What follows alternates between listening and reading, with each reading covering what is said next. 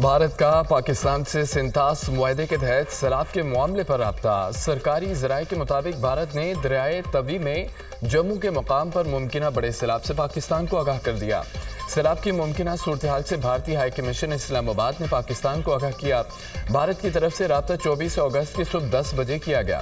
بھارت کی طرف سے پاکستان کو ممکنہ سیلاب کی صورتحال سے پیش کی اطلاع دی گئی۔ مئی میں پاک بھارت جنگ کے بعد یہ پہلی نوعیت کا پہلا بڑا رابطہ ہے۔ حکومت پاکستان نے بھارتی معلومات کی روشنی میں الرٹ جاری کر دیا۔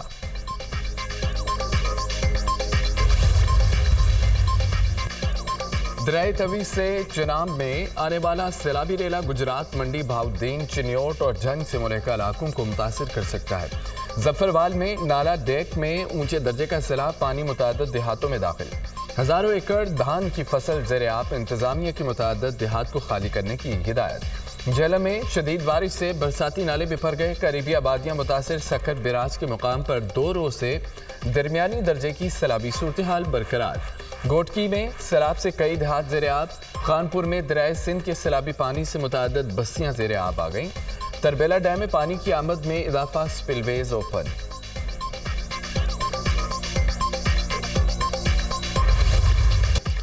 حالیہ بارشوں سے ندی نالے بپھر گئے، دریاؤں میں پانی کی سطح بلند۔ دریائے ستلج میں گنڈا سنگھ والا کے مقام پر اونچے درجے کا سیلاب۔ حفاظتی بند ٹوٹنے سے قصور کے درجنوں دیہات زیر آب۔ ہیڈ گنڈا سنگھ والا کے مقام پر پانی کی سطح 21 فٹ ریکارڈ۔ دریائے ستلج میں بوکا پتن کے مقام پانی کی سطح میں مسلسل اضافہ۔ سیلابی ریلے سے موزہ سنتیکا میں متعدد دیہات کا بہاول نگر سے زمینی راستہ منقطع۔ پاک پتن میں ستلج کے سیلابی پانی سے 60 سے زائد آبادیاں متاثر۔ آرے والا اور برے والا میں بھی سیلابی پانی کی تباہ کاریاں، درجنوں بستیاں اور سینکڑوں ایکڑ فصلیں تباہ۔ احمد پور شرکیہ میں دریائے ستلج کا پانی پہوڑا والا پتن کے قریب رہائشی بستیوں میں داخل۔ بھاولپور میں دریائے ستلج کے بہاؤ میں تیزی، سیلابی پانی نے تباہی مچا دی۔ پاکستان رینجرز سیلاب متاثرین کی مدد میں سرگرم۔ پنجاب رینجرز کا سرحدی علاقوں میں ہنگامی ریسکیو آپریشن۔ گنڈا سنگھ والا میں سیلاب میں پھنسے افراد کی محفوظ مقام پر منتقلی۔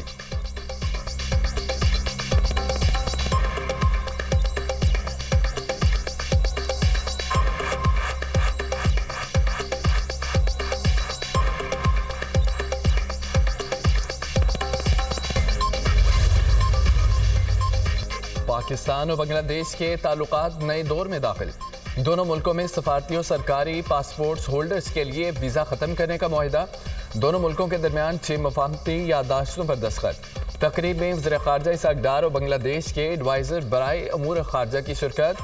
ٹریڈ جوائنٹ ورکنگ گروپ اور ثقافتی تبادلے کے پروگرام کے MOU پر دستخط۔ پاکستان اور بنگلہ دیش کے درمیان وفود کی سطح پر مذاکرات، دو طرفہ تعلقات، اقتصادی اور تجارتی تعاون اور علاقائی مسائل پر بات چیت۔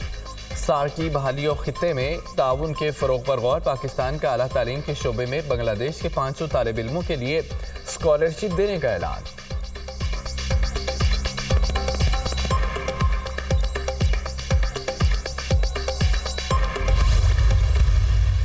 وزیر خارجہ اسحاق ڈار کی بنگلہ دیشی حکومت کے سربراہ پروفیسر محمد یونس سے اہم ملاقات۔ تجارت، سرمایہ کاری، باہمی تعاون پر تفصیلی گفتگو۔ علاقائی ترقی، غربت کے خاتمے پر تبادلہ خیال۔ دونوں رہنماؤں کا براہ راست پروازوں اور کاروباری روابط کی بحالی پر زور۔ نئے تجارتی معاہدوں پر کام جاری رکھنے پر اتفاق۔ محمد یونس نے پاکستان میں سوشل بزنس ماڈل کے فروغ پر آمادگی ظاہر کی۔ علاقائی استحکام اور اقتصادی شراکت پر تعاون بڑھانے کا عزم۔ اسحاق ڈار کی بنگلہ دیش نیشنلسٹ پارٹی کی چیئرپرسن خالدہ ضیاء سے بھی ملاقات۔ باہمی تعلقات، سیاسی اور اقتصادی تعاون اور خطے کی صورتحال پر گفتگو۔ اسحاق ڈار سے بنگلہ دیش کے مشیر تجارت شیخ بشیر الدین کی ملاقات۔ دو طرفہ امور پر تبادلہ خیال۔ اسحاق ڈار مشیر خارجہ توحید حسین سے بھی ملے۔ دو طرفہ تعلقات کو مزید مضبوط بنانے کے لیے مشترکہ کوششیں جاری رکھنے پر اتفاق۔ اسحاق ڈار کی بنگلہ دیش کے مشیر خارجہ امور کو دورہ پاکستان کی دعوت۔ ترجمان دفتر خارجہ نے اسحاق ڈار کے 13 برس بعد ڈھاکہ کے سرکاری دورے کا اعلامیہ جاری کر دیا۔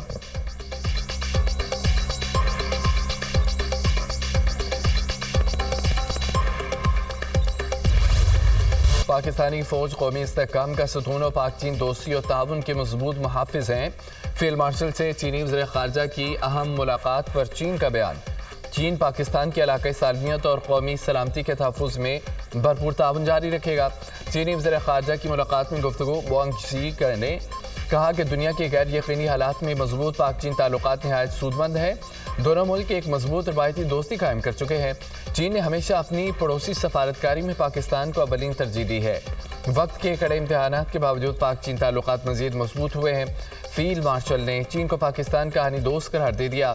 سید عاصم منیر نے ملاقات میں کہا کہ پاک چین اسٹریٹجک شراکت داری چٹان کی طرح مضبوط ہے۔ چین کے ساتھ دوستانہ تعلقات قائم رکھنا پوری پاکستانی قوم کا متفقہ موقف ہے۔ پاکستانی فوج انسداد دہشت گردی اور سیکیورٹی تعاون کو فعال طور پر فروغ دینے کے لیے تیار ہے۔ پاکستان میں چینی اہلکاروں، منصوبوں اور اداروں کی حفاظت یقینی بنانے کی کوشش جاری رہے گی۔ پاک چین دوستی کو مزید مستحکم بنانے کے لیے اقدامات اور ترقی کی راہ پر سفر جاری رکھا جائے گا۔ فیلڈ مارشل کا پاکستان کی معاشی اور سماجی ترقی میں قیمتی تعاون پر چین کی قیادت سے اظہار تشکر۔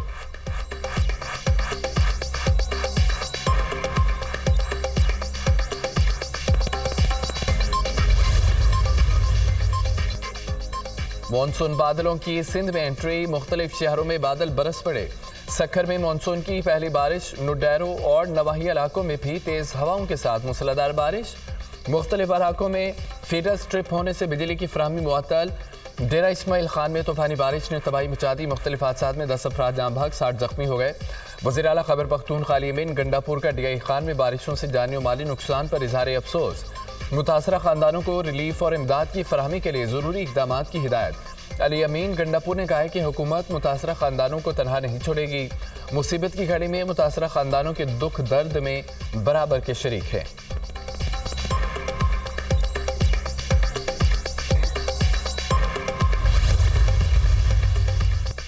گلوف کی پیشوی اطلاع دینے اور سینکڑوں جانیں بچانے کا اعتراف۔ وزیر اعظم شہباز شریف کی 300 انسانی جانیں بچانے والے گلگت بلتستان کے ہیروز کو اسلام آباد آنے کی دعوت۔ وسیعت خان انصار اور محمد خان کو وزیر اعظم خصوصی انعام سے نوازیں گے۔ محمد خان انصار اور وسیعت خان نے فرض شناسی کی اعلیٰ مثال قائم کی، قوم کو ان ہیروز پر فخر ہے۔ وزیر اعظم شہباز شریف۔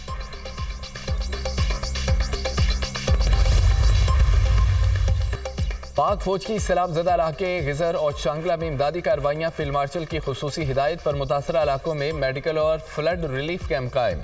600 سے زائد مریضوں کو طبی سہولیات فراہم۔ سیلاب متاثرہ خاندانوں میں راشن اور ٹینٹ بھی تقسیم۔ پاک فوج کے جوانوں نے ریشم اور اطراف میں پھنسے سیلاب زدگان کو راشن پہنچایا۔ متاثرین کی جلد بحالی کے عزم کا اظہار۔ علاقے کے عوام کا پاک فوج کی فوری اور عملی مدد کو زبردست خراج تحسین۔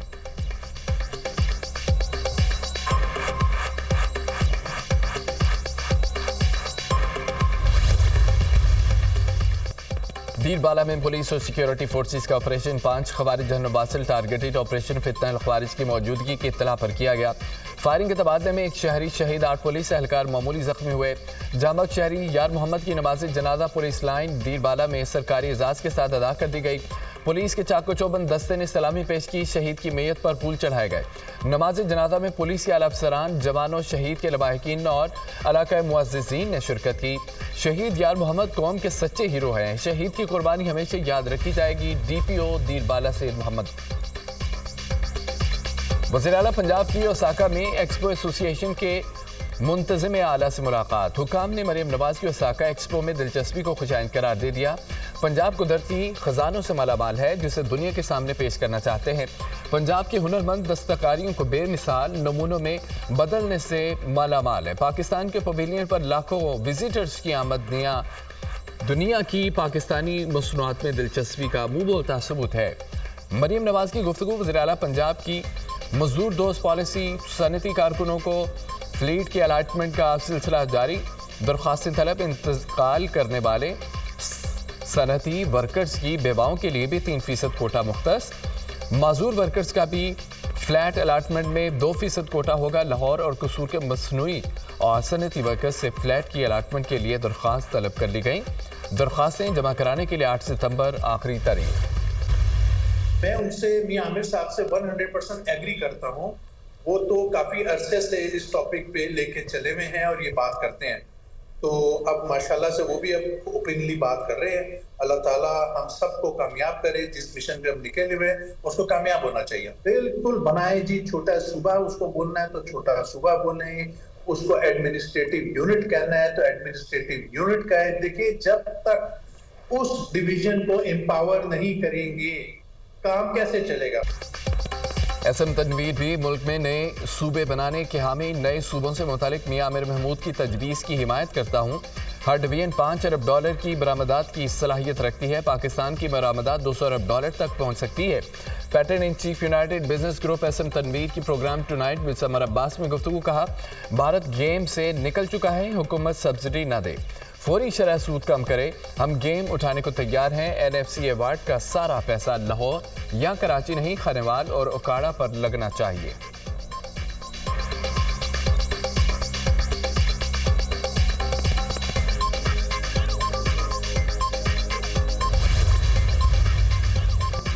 वज़ीर दाखिला मोहसिन नकवी की रायविंड तबलीगी मरकज आमद। तबलीगी इज्तिमा के अकाबरीन ने नवंबर में आलमी तबलीगी इज्तिमा के इंतजाम से आगाह किया। वज़ीर दाखिला ने दीनुस्सलाम के लिए तबलीगी जमात की खिदमात को सराहा।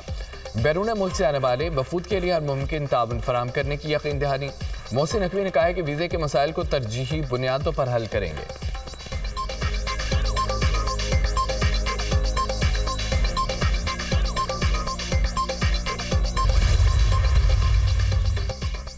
वज़ीर ख़ारजा इसहाक़ डार आज 2 रोज़ा दौरे पर सऊदी अरब पहुंचेंगे। OIC वज़ीर ख़ारजा काउंसिल के गैर मामूली इजलास में शिरकत करेंगे।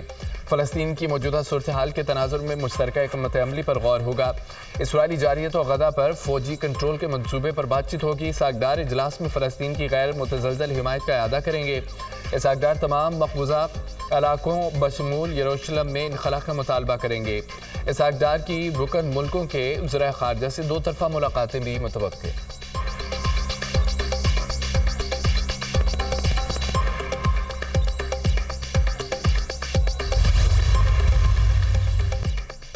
शर्जील मेमन की ज़ेर सदारत पीपल्स पार्टी सिंध के इंफॉर्मेशन विंग का अहम इजलास।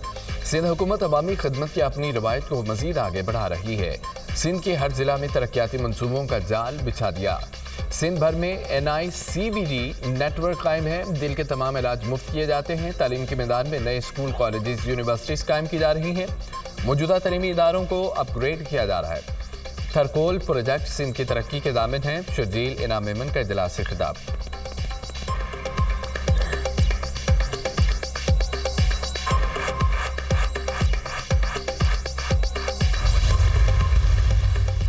गवर्नर सिंध ने board of intermediate and secondary education तरमीमी bill 2025 एतराज़ लगाकर वापस दे दिया। सेक्शन 15 की झैली शिक में तब्दीली की तजवीज़ नाकाबिल कबूल करार।